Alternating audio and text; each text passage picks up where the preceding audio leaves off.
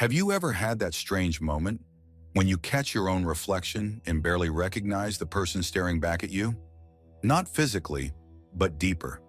Like you're looking at a stranger wearing your face, living your life, making your choices. In those rare moments of true honesty, you might ask yourself, is this really me? Or am I just playing a part in someone else's story? Carl Jung, one of history's most profound psychologists, would tell you that this unsettling feeling isn't just random anxiety. It's actually the first crack in what he called the persona, the mask we've been wearing for so long we've forgotten it's not our real face. But here's what's fascinating. Jung discovered that this moment of disconnection, this uncomfortable recognition that you might be living someone else's life, it's not the problem. It's the beginning of the solution. In fact, Jung made a revolutionary claim that most people today still struggle to accept. Your life, your real life, doesn't actually begin until you find yourself. Now you might be thinking, find myself? That sounds like something from a cheesy self-help book. But what Jung discovered about the human psyche goes far deeper than feel-good quotes or weekend meditation retreats.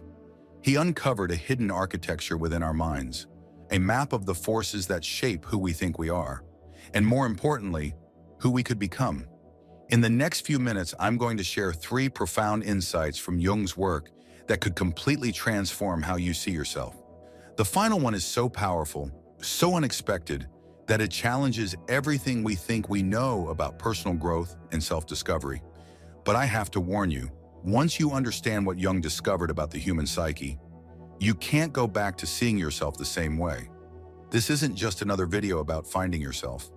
It's about understanding why most people never do. So if you're ready to begin this journey, to understand what Jung meant when he said life begins when you find yourself, stay with me. Because what you're about to learn might just change everything. Think about your morning routine. You wake up, look in the mirror, and begin the daily transformation. Maybe you put on your professional face for work, your confident smile for social media, or your everything's fine expression for family and friends. We all do this. Every single day, we adjust our voice, change our behavior, shift our opinions to fit different situations. It's so automatic that we barely notice it anymore. This is what Jung called the persona, a word that comes from the ancient Greek mask that actors wore in theater. But here's the crucial part that Jung understood. While these masks help us navigate the social world, they come with a hidden cost that most of us never recognize. You see, Jung discovered something profound about human nature. We don't just wear these masks, we become them. The roles we play, the faces we show the world, they slowly crystallize into what we think is our real personality. That promotion-seeking employee, that perfect parent, that social media influencer, that spiritual seeker. These aren't just roles we play. They become the prison bars of our identity, keeping us safely confined within the boundaries of who we think we should be. But Jung's insight goes even deeper. He found that the more successfully we adapt to these roles, the more we excel at being what others expect us to be, the further we drift from our authentic selves. It's a painful paradox. The better we get at fitting in, the more lost we become. You might be thinking, but isn't this adaptation necessary? Don't we need these masks to function in society? And you're right, to a point. Jung never suggested we should completely abandon our personas. What he warned against was something far more subtle and dangerous: identifying with them completely. Consider this. When was the last time you did something, said something, or even felt something simply because it was truly you? Not because it was expected, not because it was appropriate, not because it would get likes or approval, but simply because it was authentically you. Most people can't remember, and that's exactly what Jung was pointing to. But here's where it gets interesting. Jung discovered that this loss of authenticity isn't just a philosophical problem. It manifests in our lives as anxiety, depression, and a persistent sense of emptiness. That nagging feeling that something's missing, that quiet dissatisfaction even when you're achieving all your goals, that's your authentic self trying to break through the mask. And this brings us to Jung's first profound insight about finding yourself. The path to authenticity doesn't begin with adding something new to your personality. It begins with questioning everything you think you are. Because beneath all those carefully constructed masks, behind all those roles you play so well, there's something else waiting to be discovered. Something that can't be defined by society's expectations or limited by other people's approval. But to find it, you first have to understand what Jung called the shadow.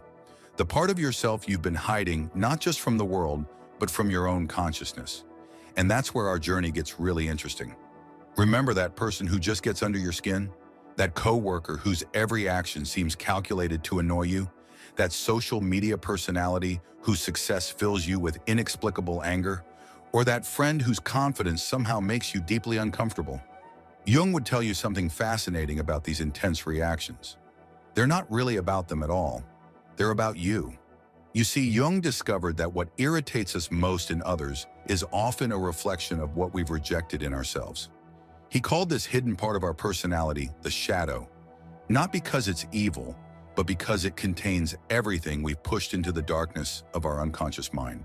Think about it. As children, we quickly learn what parts of ourselves are acceptable and what parts aren't.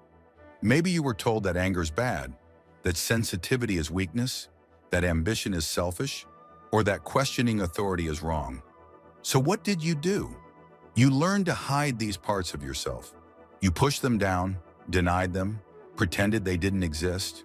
But here's where Jung's insight becomes profound. These rejected parts of yourself don't disappear. They get buried in what he called the shadow, a repository of everything we've deemed too dark, too wild, too inappropriate, or too powerful to acknowledge. And this is where most people misunderstand the shadow completely. They think it's just the negative parts of themselves, the anger, the jealousy, the selfishness. But Jung discovered something far more surprising. The shadow also contains our unlived potential, our raw creativity, our unacknowledged power. That's right. Some of your greatest strengths might be hiding in your shadow simply because somewhere along the way, you learned that these parts of yourself were too much for others to handle. Let me give you an example. Maybe you pride yourself on being rational, logical, always in control. Your shadow might contain your wild, passionate, intuitive nature, not because it's bad, but because you learned early on that these qualities weren't valued in your environment. Or perhaps you're always the nice one, the helper, the person who puts everyone else first. Your shadow might hold your capacity for healthy selfishness, your ability to say no, your right to prioritize your own needs. Qualities you've rejected because they don't fit your image of being good. But here's where Jung's second profound insight comes in. The shadow isn't your enemy. In fact, trying to eliminate your shadow is like trying to eliminate half of who you are.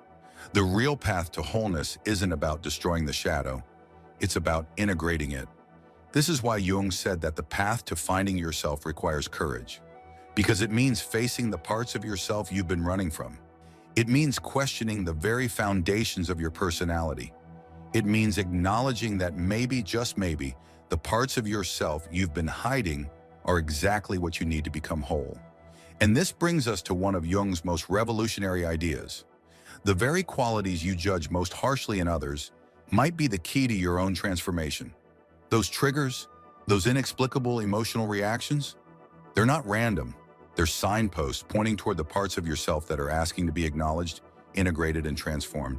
But to understand how to actually do this integration, we need to explore what Jung called the process of individuation, the journey of becoming who you truly are. And that's where things get really interesting. Imagine you're exploring an ancient house, your ancestral home. For years, you've only lived in a few comfortable, well-lit rooms. But one day you discover a door that leads to vast underground chambers you never knew existed.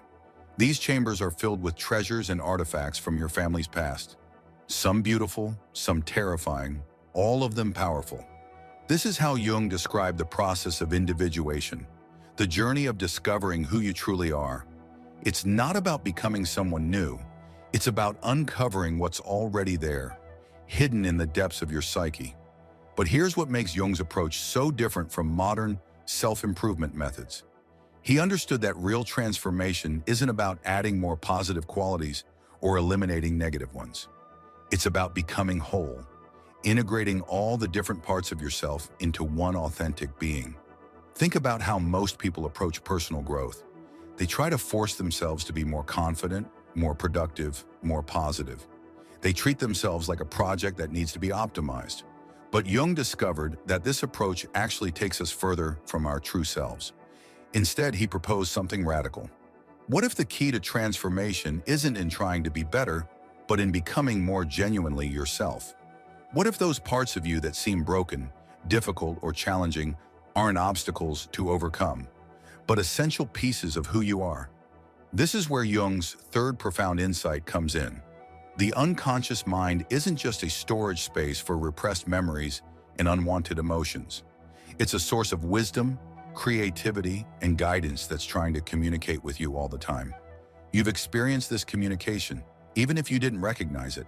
Those unexpected emotions that seem to come from nowhere. Those recurring dreams that feel significant, but you can't quite understand why. Those intuitive hunches that turn out to be right. That sense of being drawn to certain symbols, stories, or ideas without knowing why. These aren't random occurrences. They're messages from your unconscious mind, guiding you toward wholeness. Jung called these messages symbols, and he discovered that they speak a language older than words, the language of images, emotions, and deep psychological patterns he called archetypes. But here's the challenge. Most of us have lost the ability to understand this symbolic language. We're so caught up in our rational, conscious minds that we've forgotten how to listen to the deeper wisdom within us. We dismiss our dreams as meaningless, ignore our intuitions, and push away emotions that don't fit our idea of who we should be. This is why the journey of individuation isn't just about self-discovery. It's about learning to listen to yourself in a completely new way. It's about developing what Jung called active imagination, the ability to engage with your unconscious mind consciously and purposefully. And this is where things get practical. Jung found that there are specific practices that can help us reconnect with our unconscious wisdom. Writing down your dreams and reflecting on their symbolic meaning. Paying attention to your emotional reactions and asking what they're trying to tell you. Creating art, music, or writing that comes from a place deeper than your conscious mind. But perhaps the most important practice is learning to hold the tension between opposites within yourself, between your light and shadow sides, between your conscious and unconscious mind, between who you think you are and who you're becoming. Because here's what Jung discovered about the journey of individuation. It's not a straight path. It's more like a spiral, taking you deeper and deeper into yourself, each turn revealing new aspects of who you are. And this brings us to Jung's most revolutionary insight about the nature of the self, an understanding so profound that it changes not just how we see ourselves, but how we understand consciousness itself. Throughout this exploration, we ventured deep into Jung's understanding of the human psyche. We've uncovered the masks we wear, confronted our shadow, and begun to understand the journey of individuation. But now we arrive at Jung's most profound discovery, one that completely transforms our understanding of what it means to find yourself. You see, Jung discovered something revolutionary about consciousness itself, something that challenges our most basic assumptions about who we are. The common belief is that we're isolated beings, separate consciousnesses trapped inside our individual minds. But Jung found evidence of something far more extraordinary. Through decades of working with patients, studying ancient wisdom traditions, and exploring his own psyche, Jung discovered what he called the collective unconscious, a vast shared realm of consciousness that connects all human beings across time and space. Think about this for a moment. When you dream of flying, when you feel moved by certain symbols or stories, when you experience déjà vu or inexplicable knowing, you're not just drawing from your personal experiences. You're tapping into a universal reservoir of human experience that's been accumulating for thousands of years. This means that when you begin the journey of finding yourself, you're not just exploring your personal history or individual personality.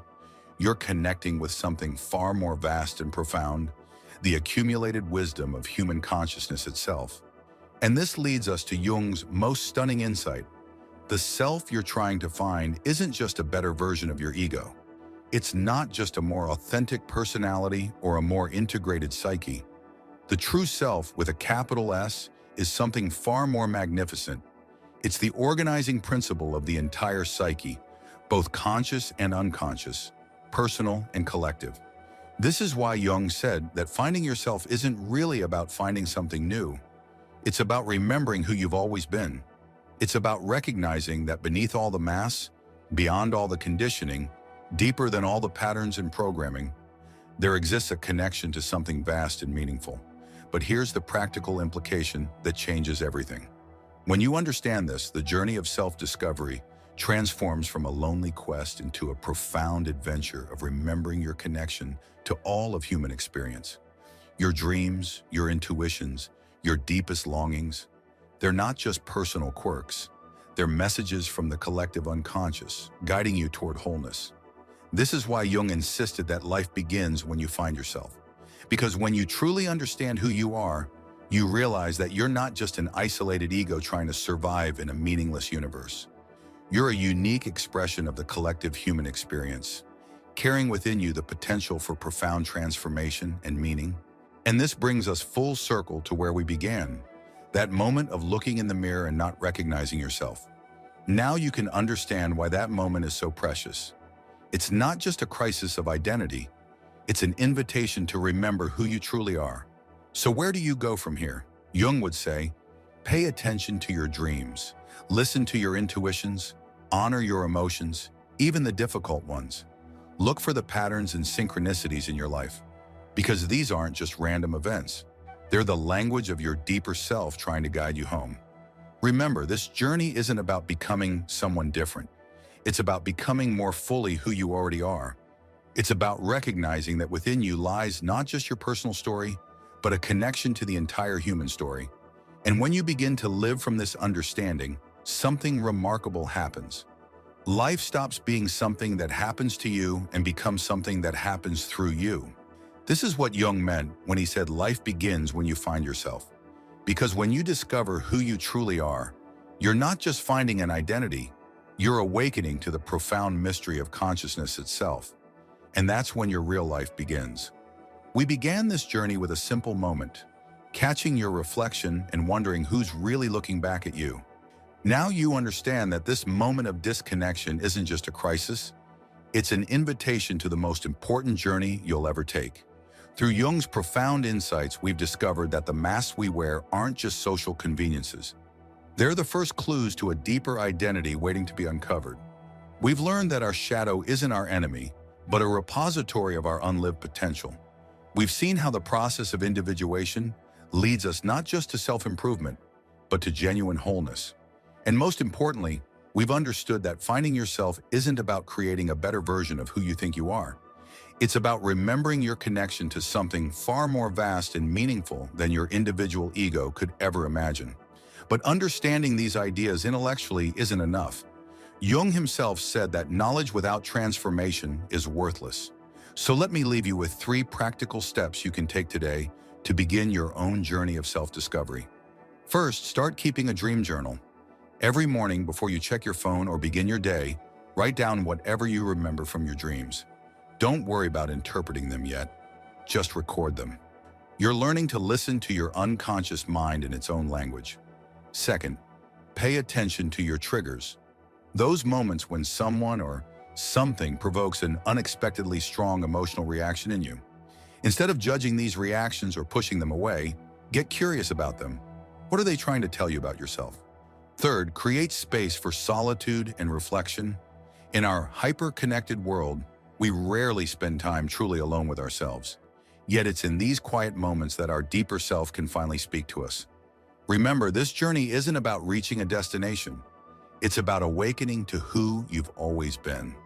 Every dream you record, every trigger you examine, every moment of reflection you embrace is another step toward wholeness. As you leave this video, you might feel both excited and slightly overwhelmed. That's natural. You're standing at the threshold of something profound. But know this, the very fact that you're drawn to this journey, that something in you resonates with these ideas, is itself a message from your deeper self, calling you home. Jung said that the privilege of a lifetime is to become who you truly are. Your journey begins now. The question is, are you ready to answer the call? If you found value in this exploration of Jung's insights, consider subscribing to join our community of seekers and transformation enthusiasts. In our next video, we'll delve deeper into Jung's concept of archetypes and how they shape our life's journey.